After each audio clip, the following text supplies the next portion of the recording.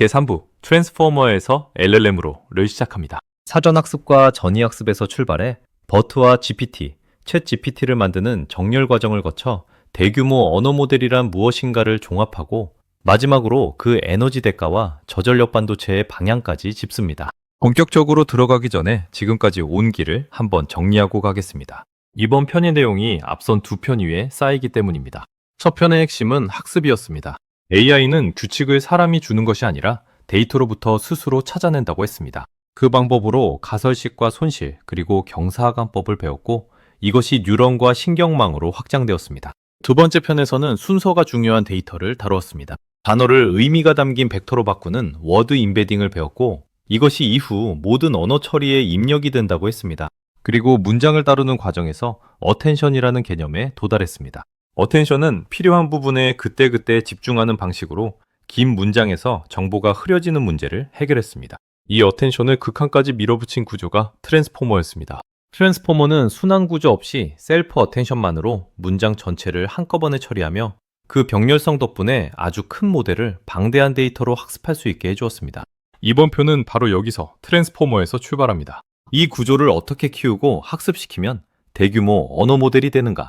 그것이 앞으로 다룰 이야기입니다. 특히 워드 임베딩과 어텐션, 트랜스포머의 병렬성, 이 세 가지를 기억해 두시면 이번 편을 따라오시기가 한결 수월합니다. 이제 이번 편의 주제인 대규모 언어 모델로 들어가겠습니다. 대규모 언어 모델을 세상에 널리 알린 계기는 챗 GPT의 등장이었습니다. 챗 GPT는 사람과 자연스럽게 대화하고 질문에 답하고 글을 쓰고 코드를 만들어내기까지 하는 대화형 AI입니다. 그 전까지 AI는 주로 특정한 한 가지 일을 하는 도구였습니다. 번역이면 번역, 이미지 분류면 분류처럼 하나의 작업에 특화되어 있었습니다. 그런데 챗GPT는 하나의 모델이 번역도 하고 요약도 하고 상담도 하고 프로그래밍도 하는 매우 다양한 일을 해냈습니다. 많은 사람들이 이것을 직접 사용해보고 AI가 이 정도까지 왔다는 것을 처음으로 실감했습니다. 이 무렵부터 대규모 언어 모델이라는 말이 널리 쓰이기 시작했습니다. 여기서 두 가지 의문이 자연스럽게 생깁니다. 첫째, 챗GPT는 대체 어떻게 이렇게 다양한 일을 한 번에 해내는가? 둘째, 그 안에는 어떤 원리가 들어있는가? 그리고 우리는 이미 그 답의 절반을 알고 있습니다. 바로 앞편에서 배운 트랜스포머입니다. 챗GPT를 비롯한 대규모 언어 모델은 그 트랜스포머를 아주 크게 키운 것입니다. 이번 편에서는 이 트랜스포머가 어떻게 대규모 언어 모델로 자라나는지 그 과정을 단계별로 풀어가겠습니다. 화면은 챗GPT의 대화 화면을 본뜬 그림입니다. 오른쪽이 청록색 말풍선에 사용자가 인공지능이 뭐야? 라고 묻고 아래의 모델이 데이터로 스스로 규칙을 찾아 사람처럼 답하는 기술입니다. 라고 답합니다. 아래 문구처럼 2022년 이 대화형 AI가 대중에게 도달한 순간이 하나의 사건이었습니다.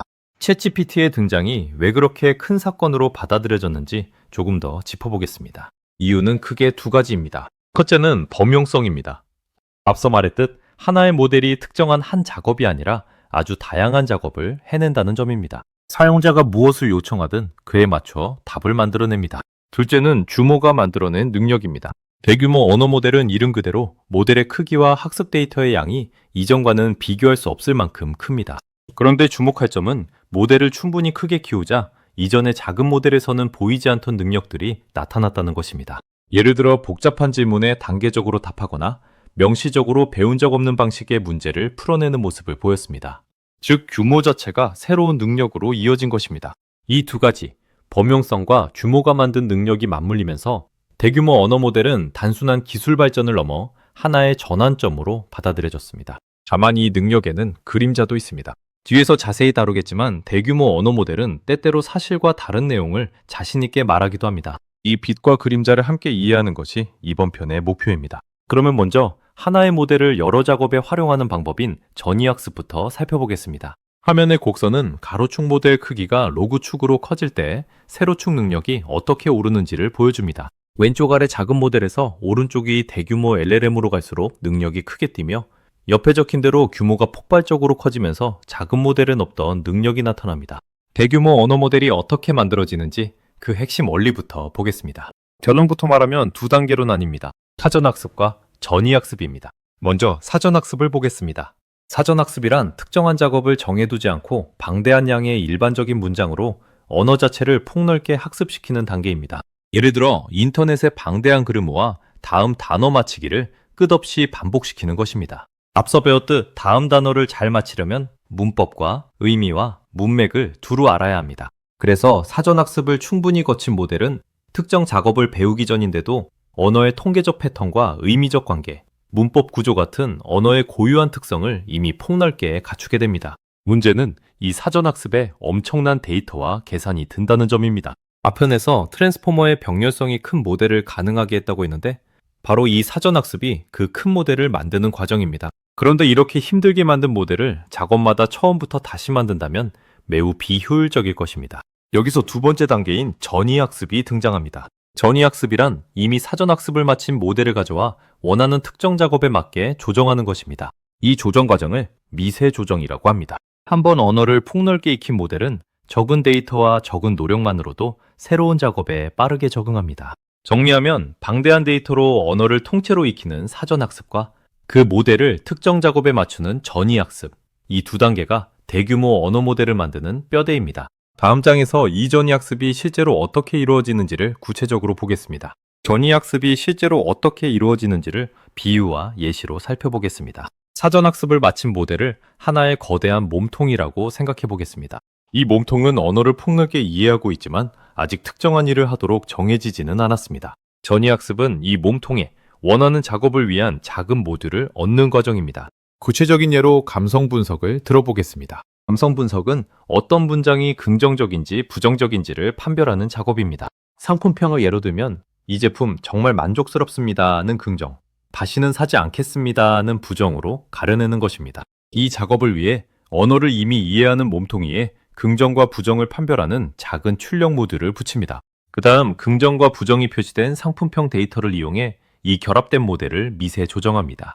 여기서 중요한 점은 몸통은 이미 언어를 알고 있으므로 처음부터 다시 배울 필요가 없다는 것입니다. 그저 긍정과 부정을 어떻게 구분하는지 그 마지막 판단만 새로 익히면 됩니다. 그래서 비교적 적은 양의 데이터로도 짧은 시간 안에 우수한 성능을 얻을 수 있습니다. 만약 사전학습 없이 이 작업을 처음부터 학습시켰다면 언어의 기본부터 다시 가르쳐야 하므로 훨씬 많은 데이터와 시간이 필요했을 것입니다. 이것이 전이학습이 강력한 이유입니다. 이미 언어를 아는 모델을 재사용함으로써 새로운 작업을 훨씬 적은 노력으로 해결하는 것입니다. 화면 왼쪽에 청록색 큰 상자가 언어를 아는 사전학습 몸통입니다. 그 위에 주황색 감성분석 모듈이라는 작은 상자만 얹으면 오른쪽처럼 긍정과 부정을 가려냅니다. 몸통은 그대로 두고 작은 모듈만 바꿔다는 것이 전이학습의 핵심입니다. 전이학습의 진정한 가치는 하나의 몸통을 수많은 응용에 재사용할 수 있다는 데 있습니다. 앞장에서 감성 분석을 위해 몸통에 판별 모듈을 얹었습니다. 그런데 같은 몸통에 다른 모듈을 얹으면 전혀 다른 작업을 할 수 있습니다. 예를 들어 같은 사전학습 모델에 질문과 답을 연결하는 모듈을 얹고 미세 조정하면 질의응답 모델이 됩니다. 문서의 주제를 분류하는 모듈을 얹으면 문서 분류 모델이 되고 두 언어의 대응을 학습하는 모듈을 얹으면 번역 모델이 됩니다. 즉 언어를 폭넓게 이해하는 하나의 강력한 몸통을 한번 만들어두면 그 위에 작은 모듈을 바꿔 얹는 것만으로 텍스트 분류, 감성 분석, 질의응답, 번역 같은 다양한 작업을 빠르게 구현할 수 있습니다. 이것은 앞서 본 하나의 모델이 여러 일을 해내는 대규모 언어 모델의 범용성과 곧바로 이어집니다. 사전학습이라는 무거운 과정을 한 번만 치르면 이후의 수많은 응용은 가볍게 얻어지는 것입니다. 이 효율성이야말로 대규모 언어 모델이 빠르게 확산될 수 있었던 실질적인 이유 가운데 하나입니다. 그렇다면 이 사전학습 모델에는 어떤 종류가 있을까요? 다음 블록에서는 트랜스포머에서 갈라져 나온 두 대표 모델, 버트와 GPT를 살펴보겠습니다. 앞 블록에서 사전학습을 마친 강력한 모델이 여러 응용에 기반이 된다고 했습니다. 그렇다면 그 기반이 되는 대표적인 모델은 무엇일까요? 트랜스포머에서 갈라져 나온 두 모델, 버트와 GPT입니다. 먼저 두 모델이 어디서 왔는지를 정리하겠습니다. 앞편에서 언어 모델의 발전 과정을 보았습니다. RNN 기반의 시퀀스 투 시퀀스에서 출발해 어텐션을 더하고 다시 RNN을 없애고 셀프 어텐션만으로 만든 트랜스포머에 도달했습니다. 버트와 GPT는 바로 이 트랜스포머를 토대로 만들어졌습니다.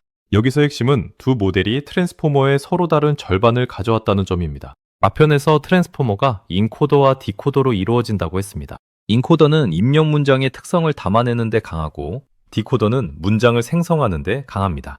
버트는 이 가운데 인코더를 가져와 만든 모델입니다. 그래서 버트는 문장을 이해하고 분석하는 데 특화되어 있습니다.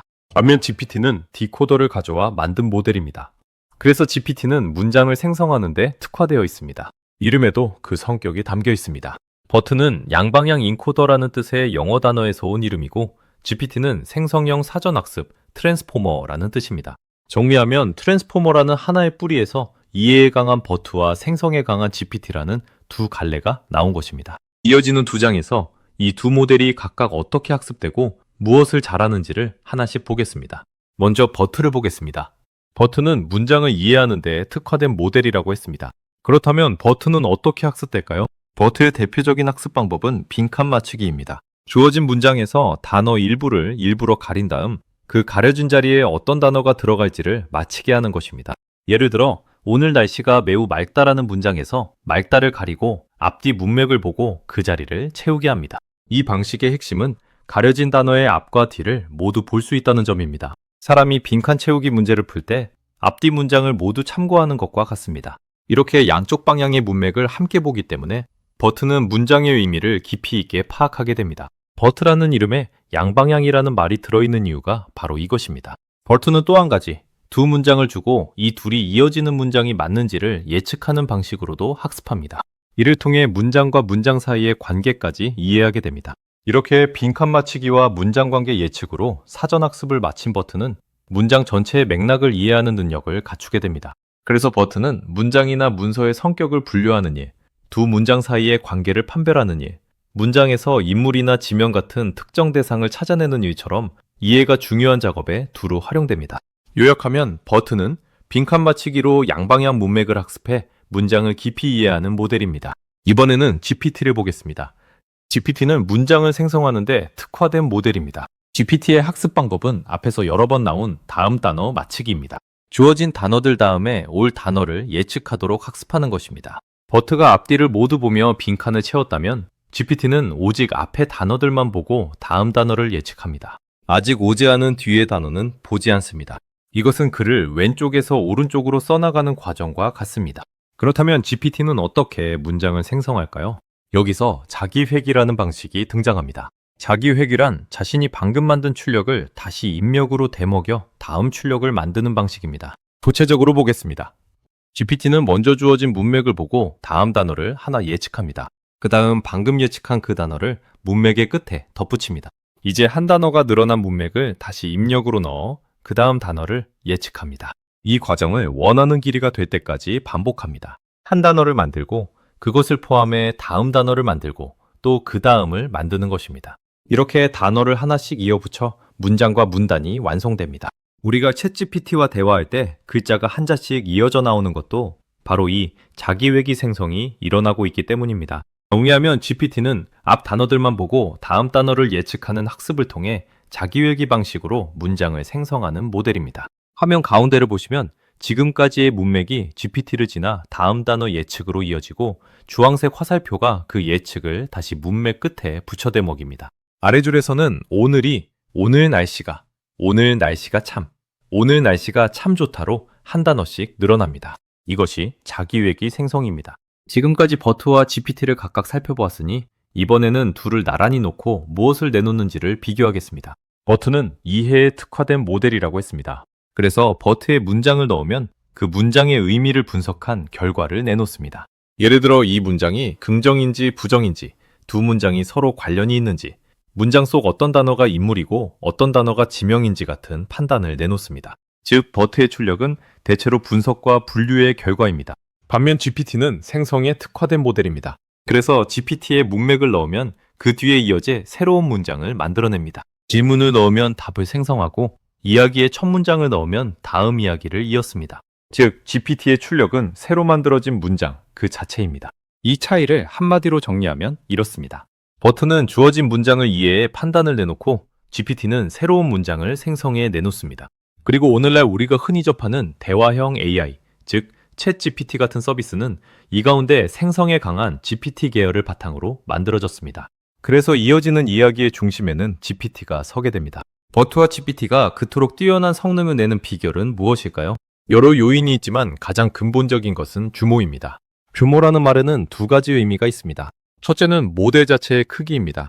앞에서 모델은 가중치들로 이루어진다고 했습니다. 대규모 언어 모델은 이 가중치, 즉 매개 변수의 수가 수십억에서 수천억 개에 이를 만큼 방대합니다. 둘째는 학습 데이터의 양입니다. 인터넷 규모의 방대한 문장을 학습에 사용합니다. 모델이 크고 데이터가 많을수록 언어의 미세한 패턴까지 더 정교하게 담아낼 수 있습니다. 그런데 이 규모에는 대가가 따릅니다. 이렇게 거대한 모델을 방대한 데이터로 학습시키려면 막대한 계산 능력이 필요합니다. 실제로 대표적인 대규모 언어 모델은 학습 한 번에 수천에서 수만 개의 GPU를 동원한다고 알려져 있습니다. 이는 개인이나 작은 기업이 쉽게 시도할 수 있는 규모가 아닙니다.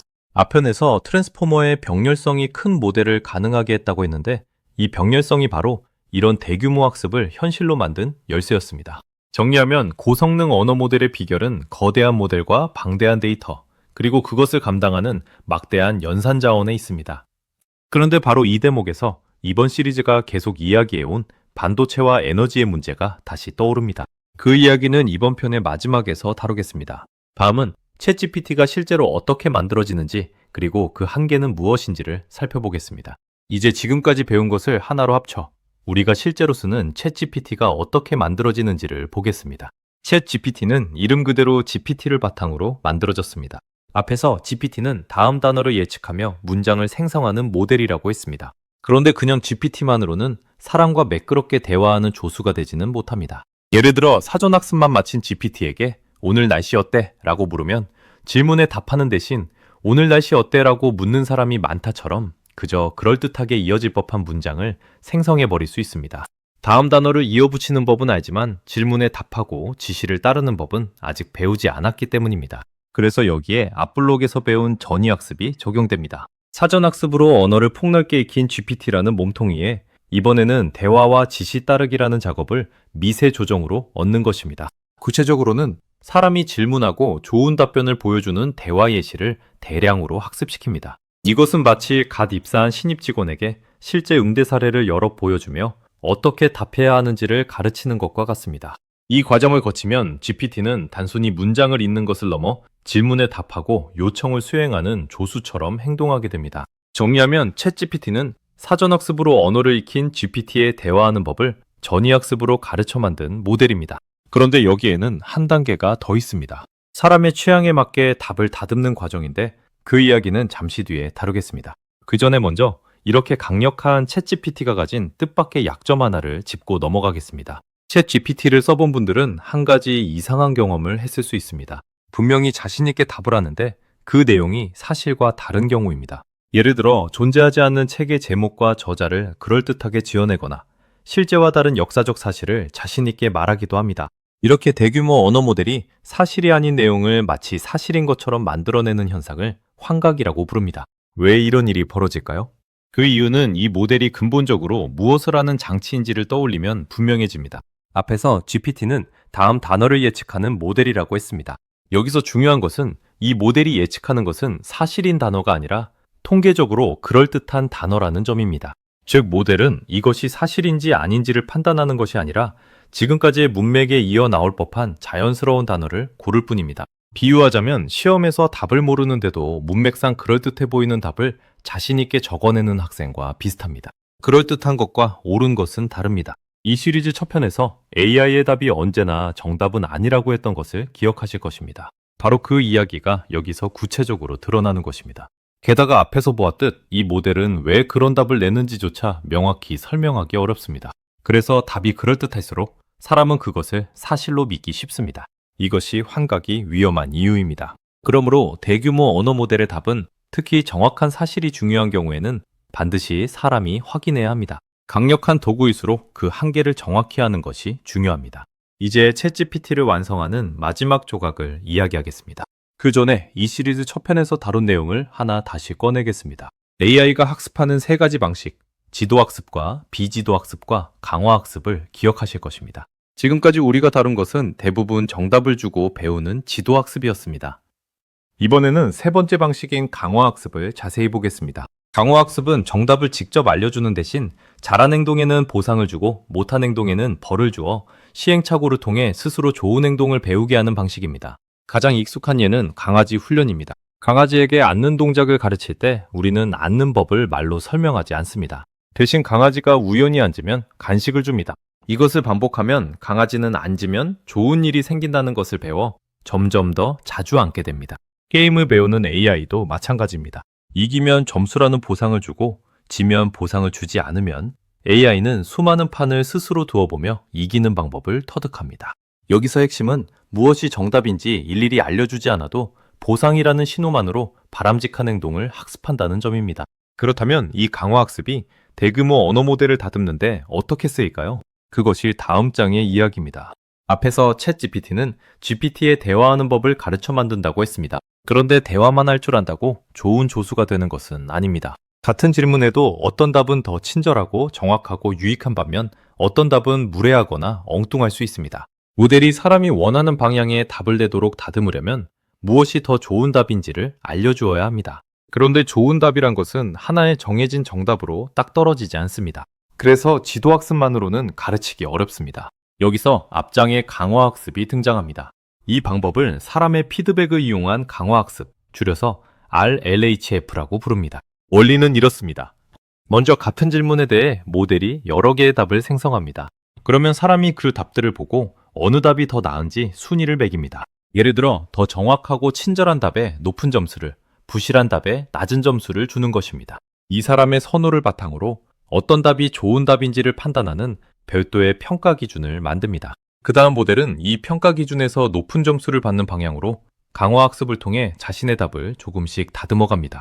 앞장에 강아지 훈련에 빗대면 사람이 좋다고 평가한 답에는 간식을 주고 그렇지 않은 답에는 주지 않아 좋은 답을 내는 쪽으로 길들이는 것입니다.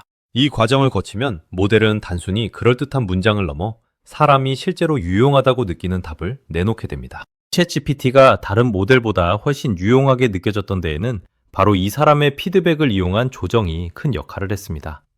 이제 이번 편 그리고 이 시리즈 전체를 한 문장으로 꿰어보겠습니다. 대규모 언어 모델이란 결국 무엇일까요? 지금까지의 여정을 되짚어 보겠습니다. 첫 편에서 우리는 학습이란 데이터를 보고 가중치를 조금씩 고쳐 손실을 줄이는 과정임을 배웠습니다. 가설식 y equal wx 플러스 b에서 출발해 경사 하강법으로 가중치를 맞춰갔습니다. 그런데 아무리 거대한 대규모 언어 모델이라도 그 근본 원리는 정확히 같습니다.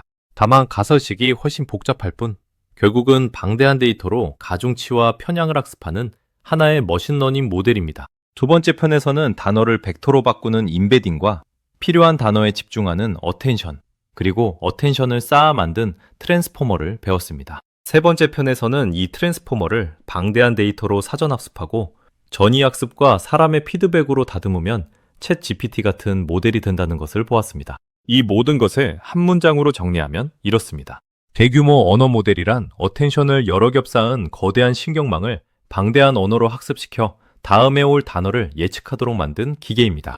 화면의 그림은 이 전체 구조를 입력에서 출력까지 한 장으로 종합한 것입니다. 겉으로는 사람처럼 말하지만 그 안에서 벌어지는 일은 우리가 첫 편부터 하나씩 쌓아온 계산의 연속입니다. 뉴런 하나에서 시작해 여기까지 온 것입니다. 이제 마지막으로 이 거대한 계산이 현실에서 치르는 대가, 즉 에너지의 문제로 시리즈를 마무리하겠습니다. 지금까지 우리는 대규모 언어 모델이 어떻게 이런 능력을 갖게 되었는지를 살펴보았습니다. 그런데 이 능력에는 반드시 짚어야 할 대가가 따릅니다. 바로 에너지입니다. 앞에서 여러 번 말했듯 대규모 언어 모델은 방대한 곱셈과 덧셈, 즉 방대한 계산으로 이루어집니다. 계산은 곧 전력입니다. 전력을 많이 쓴다는 것은 그만큼 많은 열이 발생하고 그 열을 식히기 위해 다시 많은 냉각과 물이 필요하다는 뜻이기도 합니다. 그래서 대규모 AI는 전력뿐 아니라 물도 상당히 소비합니다. 게다가 이 문제는 학습에서 끝나지 않습니다. 일부 연구에서는 모델을 실제로 사용하는 추론 단계의 누적 에너지가 학습 단계보다 더 클 수 있다고 봅니다. 한번 만들어진 모델이 수많은 사용자에 의해 끊임없이 사용되기 때문입니다. 실제로 생성형 AI가 확산되면서 이를 구동하는 데이터 센터의 전력 수요가 급증하고 있습니다. AI의 지능은 결코 공짜가 아니며 막대한 에너지 위에서 작동한다는 사실입니다. AI가 이토록 많은 에너지를 쓴다면 우리는 어떻게 대응해야 할까요? 답은 명확합니다. 같은 일을 더 적은 전력으로 해내는 것입니다. 그것이 바로 저전력 AI 반도체입니다. 여기서 짚어둘 사실이 하나 있습니다. AI 칩에서 전력을 가장 많이 쓰는 것은 의외로 계산 그 자체가 아닙니다. 한 연구에 따르면 계산을 수행하는 부분과 메모리 사이에서 데이터를 주고받는 데 쓰이는 에너지가 전체의 60에서 90%에 이른다고 합니다. 즉 데이터를 옮기는 일이 계산보다 더 많은 전력을 먹는 것입니다. 그래서 저전력 AI 반도체를 설계할 때는 계산을 빠르게 하는 것만큼이나 데이터의 이동을 줄이는 것이 중요한 과제가 됩니다. 앞편에서 트랜스포머의 행렬 연산이 전용 가속기를 부른다고 했는데 바로 이 가속기를 데이터를 덜 옮기면서도 효율적으로 계산하도록 설계하는 것이 핵심입니다. 또 다른 방향은 앞서 언급한 모델 경량화입니다. 정확도를 크게 해치지 않으면서 연산의 양과 가중치의 크기를 줄여 더 적은 전력으로 같은 성능을 내는 것입니다. 이 두 방향, 즉 효율적인 반도체 설계와 모델 경량화가 함께 가야 AI는 지속 가능한 기술이 될 수 있습니다. 그리고 바로 이 지점이 이 채널이 다루는 반도체 설계가 왜 중요한지를 말해줍니다. 이제 이 시리즈를 마무리하겠습니다. 세 편에 걸친 긴 여정을 한번 되짚어 보겠습니다. 첫 편에서는 뉴런 하나에서 출발해 학습의 원리를 세우고 신경망과 CNN에 도달했습니다. 두 번째 편에서는 순차 데이터와 RNN, 어텐션을 거쳐 트랜스포머에 이르렀습니다. 그리고 세 번째 편에서는 그 트랜스포머로부터 챗GPT 같은 대규모 언어 모델이 어떻게 만들어지는지, 그 능력과 한계, 그리고 그것이 치르는 에너지의 대가까지 살펴보았습니다. 이 여정에서 우리가 계속 확인한 것이 하나 있습니다. 아무리 복잡하고 거대한 AI라도 그 밑바닥은 우리가 첫 편에서 배운 계산과 학습의 원리로 이루어져 있다는 사실입니다. 이제 남은 것은 하나입니다. 지금까지 머릿속에서 이해한 이 원리들을 실제로 만들어보는 것입니다. 이 채널의 다음 여정에서는 지금까지 이론으로 배운 것을 반도체로, 그것도 직접 손으로 설계하고 검증할 수 있는 FPGA 위에서 구현해 나갑니다. 뉴런과 신경망을 회로로 만들고 나아가 이 시리즈의 종착지인 대규모 언어 모델을 위한 반도체까지 단계별로 직접 쌓아갑니다. 이론에서 시작해 실제 칩에 이르는 길, 그 여정을 함께 하시길 바랍니다. 지금까지 긴 시리즈를 시청해 주셔서 감사합니다. 다음 단계에서 다시 뵙겠습니다.